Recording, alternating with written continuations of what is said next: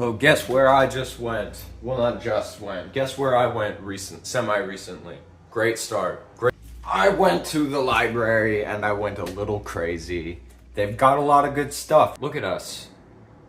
Doing a second part in a series. I'm so proud right now. I'm so motivated. Let's make this video shorter this time. Let's make it a little bit, let's shave off some time. Let's be reasonable here. First book I was drawn to was Heart of the Goddess. The Heart of the Goddess. This book is an examination of figures of divine femininity through mostly around the ancient world. I've been feeling recently like I'm not very in touch with my spiritual side. I've always thought of myself as just a not very spiritually connected person. What this book helped me realize is that I actually have been spiritual my entire life, and I'm very spiritual now. It's just not a matter of feeling connected to like a power higher than myself. It's more just this deep connection to everything around me, all the people and nature and whatnot. And this book in its language around nature and relationships really helped me open up spiritually. And the lawnmowers are back. Wonderful. Perfect. Yes. Yes. Yeah. I wonder where he's going, you know? The idea behind this book. Oh my god. He's coming back. Yes. Yeah. There's actually, at this point, there's 2 lawnmowers. But you don't care, right? How about it? Is it unlistenable?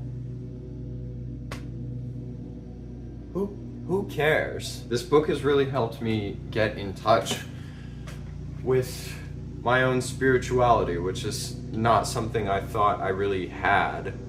But I realized that I just feel very... this is ridiculous, right? I feel very naturally celebratory of nature and people and just life and the world, and I feel very celebratory of femininity, and it feels like something that makes me feel connected to something larger than myself, which was the thing I said I didn't believe in, but you know what I mean, right? It splits the divine figures into 3 different categories, which are creation deities, transformation deities, and celebration deities. And that really rings really true to me and my experience with femininity and the feminine people I know in my life. It's really healing to read about times where femininity was just wholly celebrated and recognized as a strength. This book has some interesting like exercises in it. Like it asks you to sit and imagine that you're in nature and that the Tara visits you, and you ask her to answer the question that is in your mind. Imagine that she answers the question and then slowly open your eyes. It's a lot of stuff like that. It asks you to like take the poses of the goddesses and feel how it moves your body. And I did try some of that. I'm still, while I'm opening up to the spiritual world, I'm not good at meditating in that way. I cannot clear my mind. And I know that sounds like a non-growth mindset, but I've tried it. I've tried it so many times. This book is from 1990, and I don't think it's actually aged badly or anything. It's a little bit new age. Like, there's definitely listings for tapes and retreats and stuff in the back. I'm not doing all that. One thing that this book really impressed on me was the power of invocation. Like, the whole idea of this book is saying the names and showing the pictures of these figures. It speaks to me spiritually, not in the sense that I actually believe that saying Amaterasu out loud is going to literally bless me in any type of way. But it rings true to me in the sense that talking about stuff, when you talk about stuff, people listen. And when people listen, they relay to other people. And so it's just kind of a broadening of all of our minds and collective stores of knowledge. It's helped me to be like more intentional about how I interact with the world, like just being more grateful and reverent of all the little things that I naturally feel drawn to appreciate. When I look over the bridge and I see some ducks and it really like brings a smile to my face, like that's important, and that's good, and you shouldn't be embarrassed by that.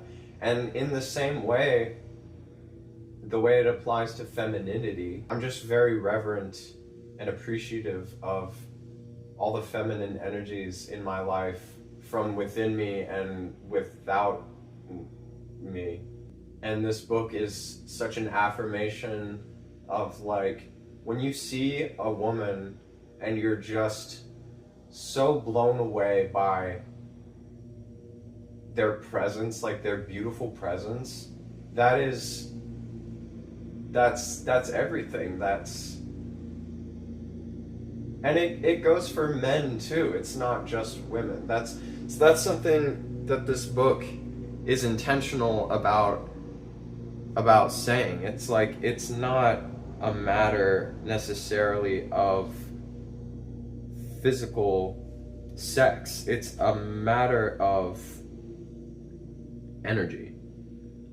Like I said, it's a little new age and a little woo-woo, but that's also, these are people's cultures.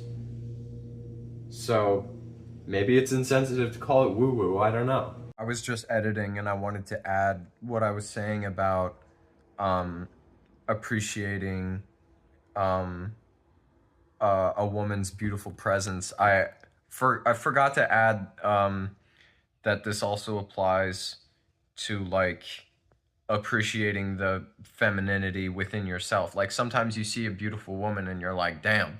But also sometimes you look in the mirror and you say like, damn girl, you're doing all right. You look pretty good. And that's like that powerful feeling of looking in the mirror and having that feminine energy affirmed by what you're seeing. That's also not something to be embarrassed by. That's what it's all about. Am I making sense here? Guanyin is my absolute favorite. I can't stop thinking about her. Guanyin is the most universally beloved of Chinese deities. In popular conception, Guanyin went through a long and interesting transformation from male to female.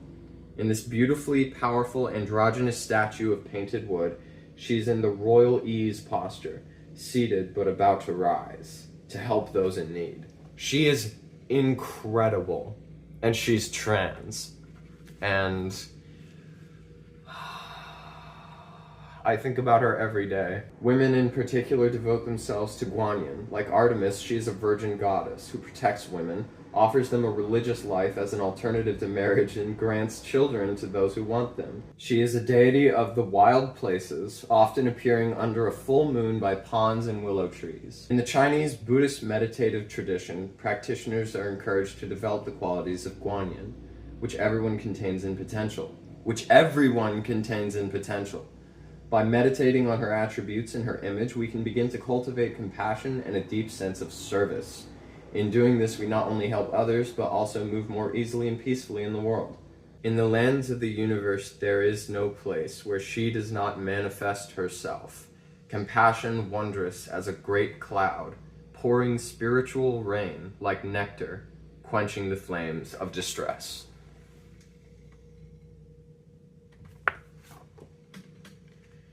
Cool book. What do y'all know about Felix the Cat? The twisted tale of Felix the Cat. Why twisted, you ask?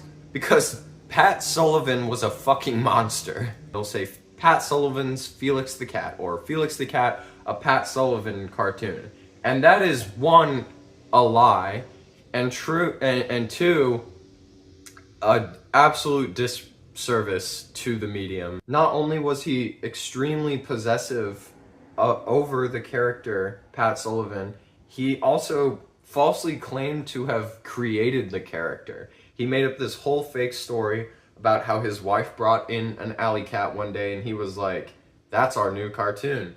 That wasn't true. Basically, the story is that animation was super new. It was, they were still developing the techniques.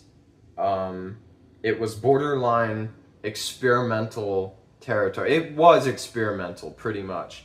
And Otto Mesmer and Pat Sullivan were these two up-and-coming cartoonists,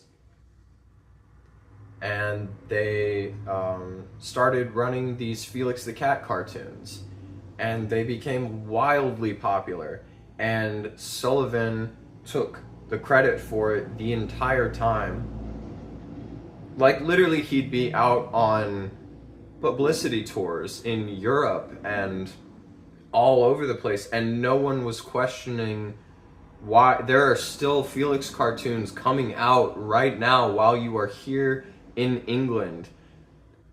And it's because Otto Mesmer was at home with his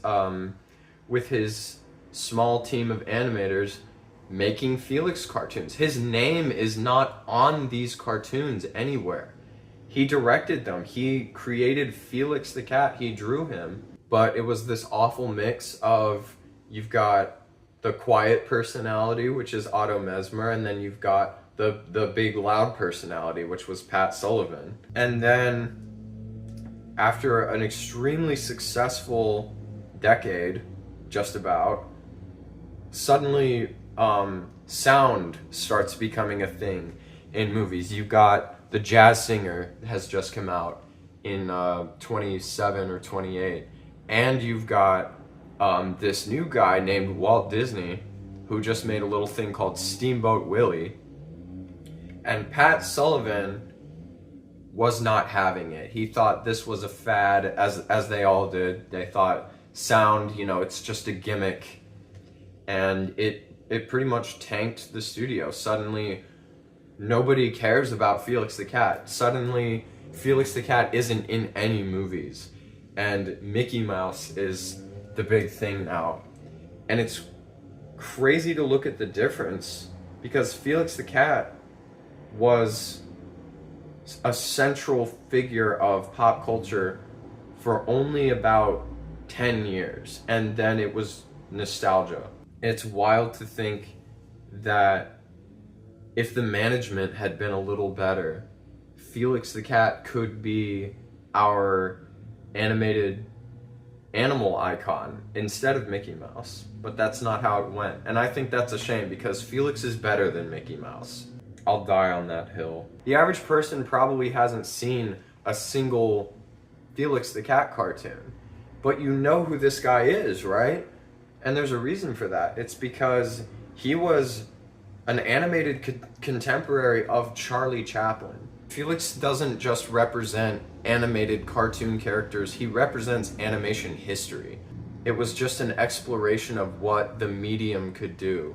Anything that a real human being couldn't do, they would make Felix do. Like taking off his arms, his tail would turn into a question mark when he was confused. He would take music notes and turn them into motorcycles and all that stuff. And it's like, why do you care about Felix the cat? I actually watched Felix the cat cartoons when I was a kid. My parents were very intentional about the comedy they had us watching when we grew up, me and my siblings. We briefly had cable, and I think the Doodle Bops came on once, and my parents were just like, no, we're gonna watch the Marx Brothers. We're gonna watch the Marx Brothers and Felix the Cat and like Popeye and Betty Boop all day long. And I'm not mad about it, genuinely. It, like, that was some incredible art I was taking in, and it's easy to take for granted. Like, not many people my age just grew up with that type of content, just like rudimentary. I'm surprised they didn't start us on like Aristophanes, you know, Lysistrata. That's some funny shit. I guess I just feel like everyone is as familiar with Felix the Cat as I am, and it's sad to me that more people aren't familiar with this funny, zany little guy, because he's so chill, he's so awesome. Some part of me is kind of sad about the way that jokes get lost over time. You know, comedy, the language of comedy changes, and you forget how funny the old stuff can still be. You know, if you're not going to be an asshole about it, like, oh, this is boring,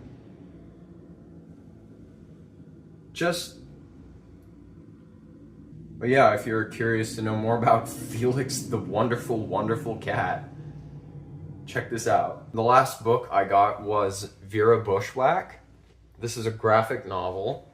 I don't know, what are the rules with graphic novels on like what to show? I don't want to spoil anything. I would describe this as like semi-ambient gender expressionism. I don't want to give too much away. I just want to give an idea of the artwork, but I don't want to be disrespectful to the artist. I'll show you the first page. How about that? Just to get an idea of the colors and the style. It's a little less zany than the cover would suggest, but it has some zane to it. I say ambient because it's more about vibes. It's almost like a diary.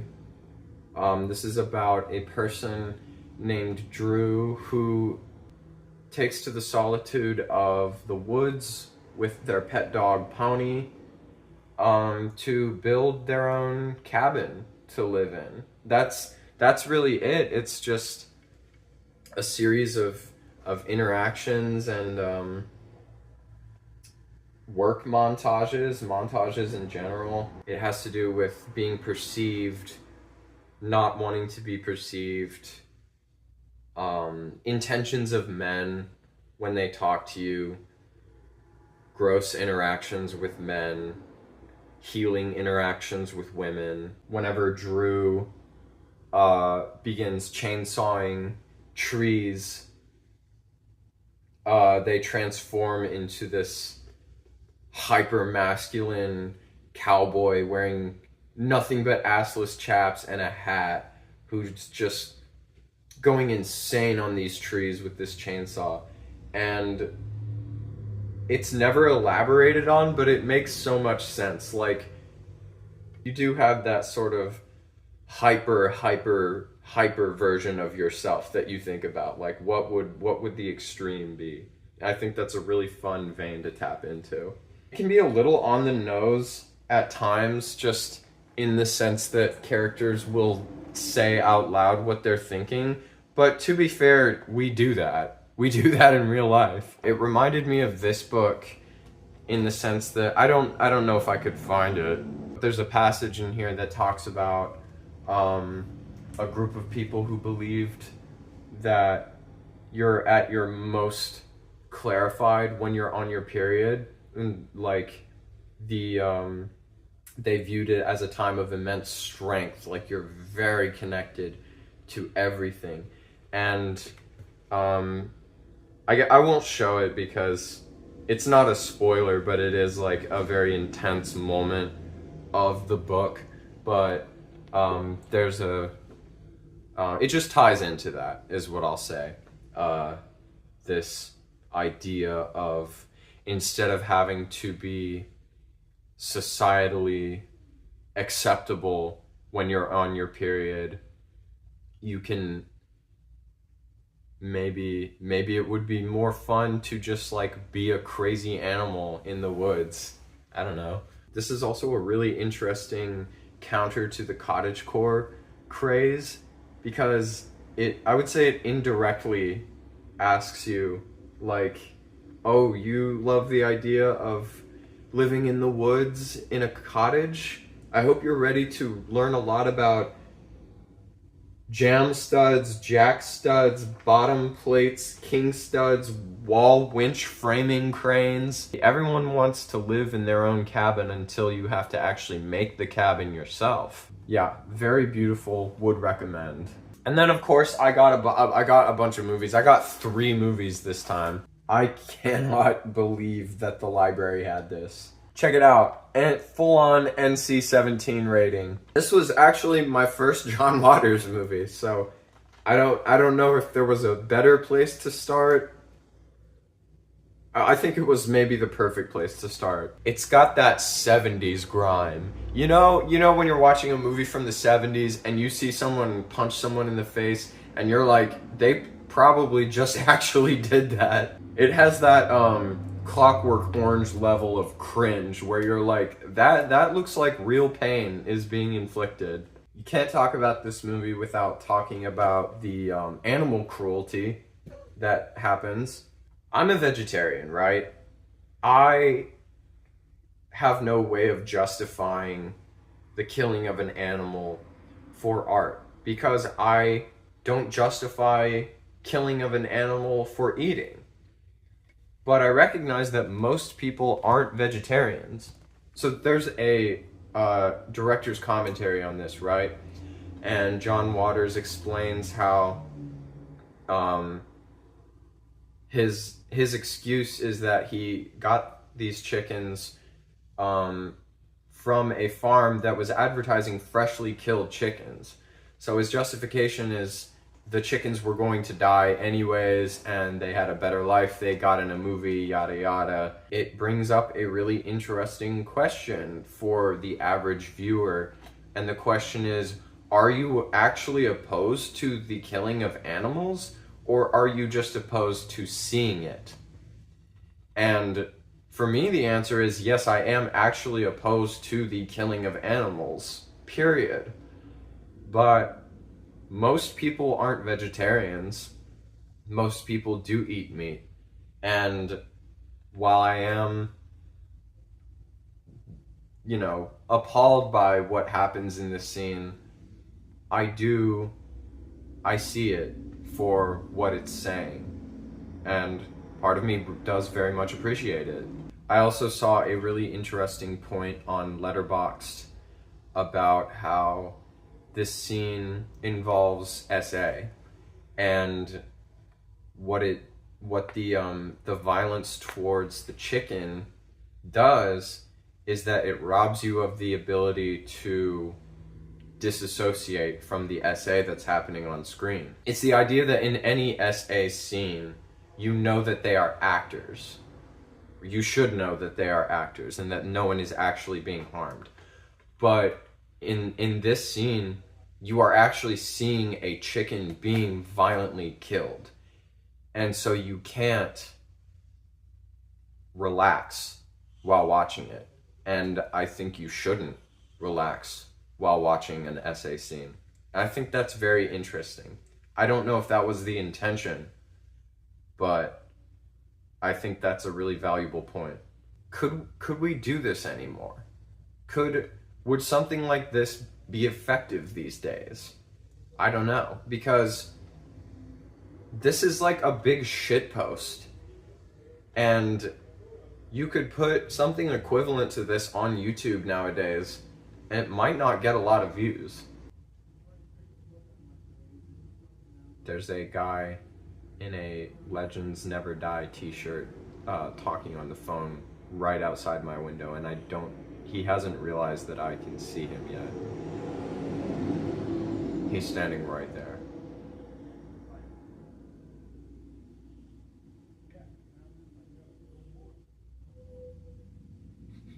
it wasn't intentional on my part, but I think it's really interesting that I got this book on divine femininity, and then this film, which features divine. It is a celebration of femininity. I mean, drag is inherently sort of a celebration of femininity, celebrating women's wrongs, and I think that celebratory aspect is a much larger force at play in this movie, because I was thinking about, like, so there's a non-simulated fellatio in this movie, right? Like, actor's penis goes into other actor's mouth, full on, short bus style. And in the commentary, Waters talks about how this was a joke. This was like a parody of porn films that were coming out at the time. Specifically, Deep Throat had just come out. And I think Waters gets maybe some unintentional brownie points for dogging on one of the most evil movies ever made. But that reference to porn movies that were playing literally in theaters at the time, and also this sort of bastardized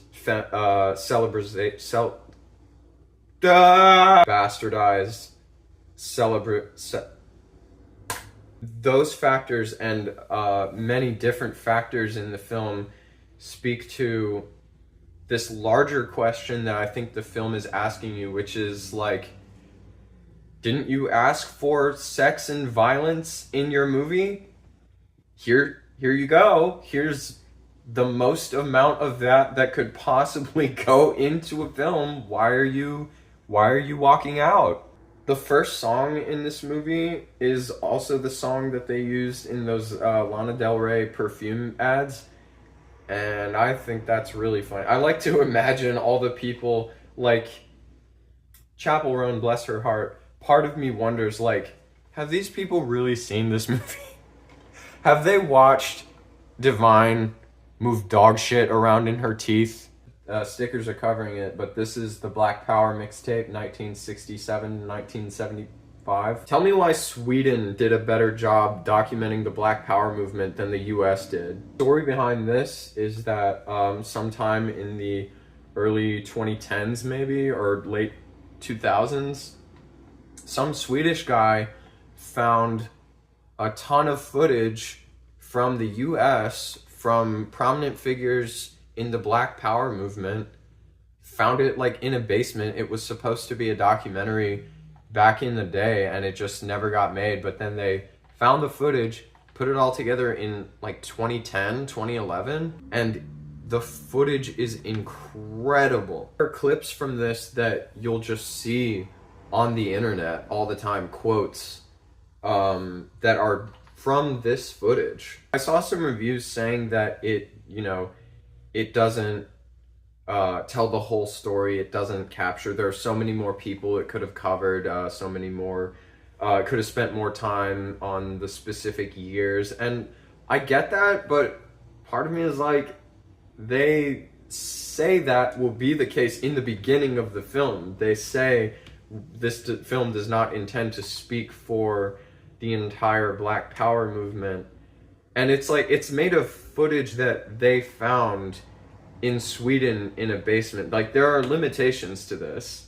And I think they were incredibly thorough, as much as they could be. They were so thorough with the footage that there are entire segments that had to be cut from this film. There's a whole bonus feature on here that's just footage of Shirley Chisholm, who was a black woman who was on the U.S. House of Representatives, and in 1972 she ran for president. They won't tell you that a black woman ran for president in 1972. You see these interviews with her and footage of her rallies and stuff, and that was surreal, because I think of, the hope of having a woman president as something that I've experienced, that my generation has experienced. But no, they've actually been pulling the rug out from under us for decades at this point. Who would have thought? I guess I don't know what I expected. The end of this documentary is, it's going into the beginnings of the crack epidemic and the war on drugs. And that was intentionally utilized to sort of dampen out the voices of the Black Power movement. It's fucked up. It's really fucked up. But it's very valuable to analyze that and, I don't know, try to see, it helps you be smarter, I guess, just analyzing historical patterns. Through a combination of this documentary and this book, I was just thinking about invoking the idea, the way it speaks to me, not so much in the like asking for a literal blessing, just like I just think it's good to say names in the hope that maybe someone who's never heard of these names will hear. And so normally I would feel kind of allergic to showing you something like this, but I felt inspired to do like a study on Angela Davis, which makes it sound like I'm putting her on the pedestal of these goddess figures, which it's not that. It's more so like I felt very very moved to remember this. There's a whole interview with her. It's what the cover on here is from. There's a whole interview with her where she's been sitting in prison for a couple years at this point. It's in the early 70s. She's sitting in prison waiting to potentially be executed for this crime that she was somehow connected to. It wasn't something, it was it had to do with a shooting that she wasn't involved in, but the gun was registered to her. And she's sitting in prison, and she's sitting in prison because she's a dangerous voice. People are listening to her. That's why she's been sitting in prison, and she's isolated from all the other. She lives in isolation, in solitary confinement for years. And she's like, in the interview, she's been like not doing well medically, and she's so focused in this interview, and so like well spoken, and it's just like I never want to forget that, her words there. She talks about I'd actually seen this interview long before I even knew that it was from this documentary. It's been in the back of my mind for years because she talks about violence and how can you expect someone who has grown up around violence every day to not have that factor into how they act. That was very influential to my radicalization, and it comes from this footage from archival Swedish television. When I think about the good times, I think about yesterday. And the last movie I wanted to talk about was the 1961 Raisin in the Sun. This is one of my favorite plays I've ever read. I would highly recommend you actually read the play because it has more thought put into the stage directions and the descriptions of the set than any play I've ever read.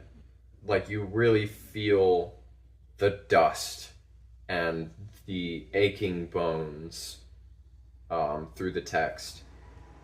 And this movie does an incredible job of bringing it to life. I know there's like a 2000s version that has Diddy in it. There's like a late 80s version I've seen some of, but I cannot imagine a better adaptation than this. It feels like the characters were written for these actors, and I know that's not the case, but Ruby Dee is now synonymous with the character she plays in this. Sidney Poitier is synonymous with Walter Lee Younger. You see how I remembered the man's name and not the woman's name? Ugh. As an actor, you learn about the shift from theatrical acting to naturalistic acting on screen. And everyone talks about Brando. It's all Marlon Brando. And certainly, you know, Brando was one of the main guys who shifted to more like trusting instincts and authenticity. He still made big choices, you know, he's still yelling and flailing his arms, but it comes across as so much more naturally motivated. Like, think about James Dean, you know, almost coming across as awkward at some points compared to other movies at the time because it's disarmingly natural. And I think no one ever talks about Poitier, Sidney Poitier, when having those conversations. I think Sidney Poitier deserves equivalent amounts of hype, if not more. And honestly, Ruby Dee, I haven't seen her in as much other than Do the Right Thing, but she's incredible in this movie too. Like, when she was sick in this movie, I felt like I was sick. I felt like she carried that child. I felt like she married that man. I feel like she felt those feelings. It's just incredible. The cinematography is so classic, and like subtly very good. I wish there were more like close-ups maybe, but I know how cameras were back then, and there's a lot of just like subtle movements of the camera to like follow someone's movement. There's a phenomenal sequence in this where Sidney Poitier is just jumping on tables and flailing and like going up to the camera, and like it's incredible. I can't even describe it. It tied into Mixtape and the Malcolm X book that I was reading last month. Something that I understand now, having read Malcolm X and seen documentaries like this and stuff. Something I didn't understand the first time that I read it was the perception of Africa at the time. The younger sister in this, who's like the more politically active member of the family, she meets a Nigerian guy, and you see how the mindset around Africa shifts because everyone else around her is like, oh, so he lives in a grass hut and stuff. And that was the mindset that the government wanted people to have at the time, because, and Malcolm X talks about that, how, you know, the US needed people to have a dingy, poor perception of Africa so that Black people wouldn't feel proud of their heritage. And, you know, I could have picked up on that the first time I read it, but now that I've actually read more of that stuff, I think I understand it a little better. And it was really interesting to revisit this play that I already love, and just like the connections are stronger. There's one white guy in this movie named Mr. Lindner, and he shows up at the family's house because the family is about to move into a new neighborhood, and he's with the neighborhood organization and basically tells them, like, all due respect, no racial prejudice whatsoever, we don't want you to disrupt our system that we have.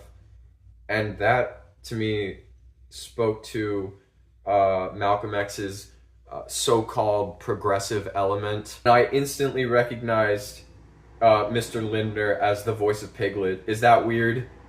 I don't know. Shout out to my guy Piglet for being in a highly progressive movie at the time. Tigger and Winnie could never. It was just really interesting to watch this after watching this and reading Malcolm X. Just, again, like I said, the connections, just like a snapshot in time of all the different perspectives of Black America. You've got the progressive element, the one who comes from the old days, the one who thinks that making money is what's going to solve everything.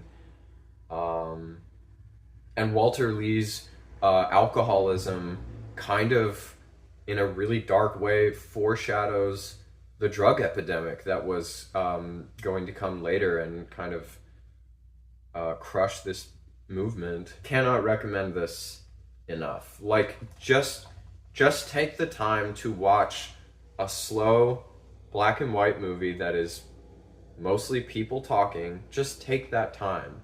The ending will make you cry. It makes me cry. So that's my May 2025 library haul. Thank you, libraries. Thank you, librarians. Thank you, women. Thank you, drag queens. Thank you, Shirley Chisholm. Thank you, Angela Davis. Thank you, Kwame Ture. Thank you, Felix the Cat. Thank you, Next.